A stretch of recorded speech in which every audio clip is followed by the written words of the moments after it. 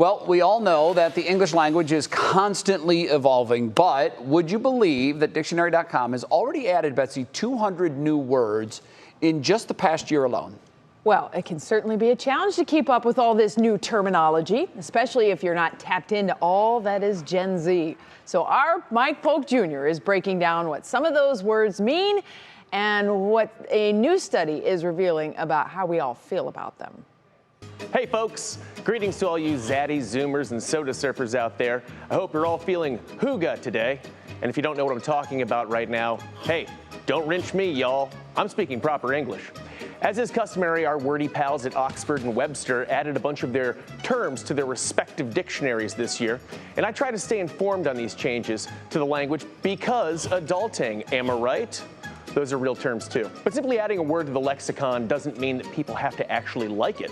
So which of these new words are the general public really utilizing zingily, and which words are people negging because they consider them totally chindogu? Luckily, we have some new insight. Dictionary.com surveyed over 1,000 people and asked them to rate a selection of these freshly minted terms to find out which ones they're into and to which ones they're giving a hard pass. Let's start with the good. Side hustle topped the list, referring to a job that brings extra income, a concept that many Americans have become all too familiar with in recent years, as we continue to descend into a horrifying gig-based economy. Speaking of which, I'm now selling handmade customized birdhouses on Pinterest if anyone has any interest. I paint them while driving for Uber. Another favorite was the addition of the familiar term y'all, a convenient contraction of you and all that falls into the category of words such as ain't, that Webster finally realized we were never going to stop using, no matter how many times they corrected us. And I ain't complaining, y'all. We won.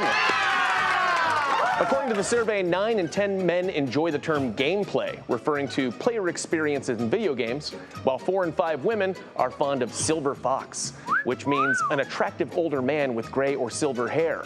So in order to make everyone happy, please enjoy this poorly photoshopped picture of Coach Kevin Stefanski playing an Xbox. Among the most hated new words, we have cheese pairing, which apparently means miserly or stingy. And I get it, that's a terrible word. And I would appreciate it if everyone would just keep using the words miserly or stingy when you want to call somebody cheap. Thanks. Another most hated word was misper, which refers to a missing person. Just awful. First of all, do we really need a cutesy term to describe a missing person? Also, does it really take that long to say missing person that we needed to abbreviate it? I know time is of the essence in these cases, but it's 2 extra syllables. Relax, and let's start combing the woods. The English language is constantly growing and evolving, for better or for worse. And regardless of how people feel about the new words, I, for one, would like to congratulate all of these former slang terms and euphemisms that recently graduated into legitimacy and entered our enormous, confusing, and beautiful vernacular. But of course, that's just one zaddy's opinion. This is Mike Polk, reporting zingily for 3 News.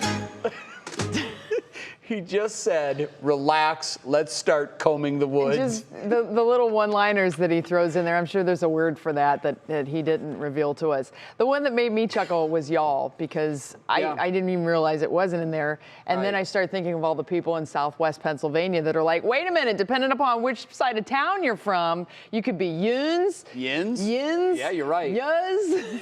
I wonder if those are in. Maybe those are coming soon. There's a time for us all. Y'all. That was great.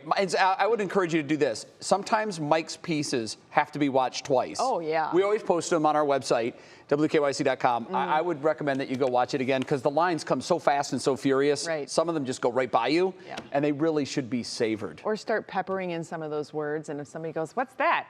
Send them the link. There you go.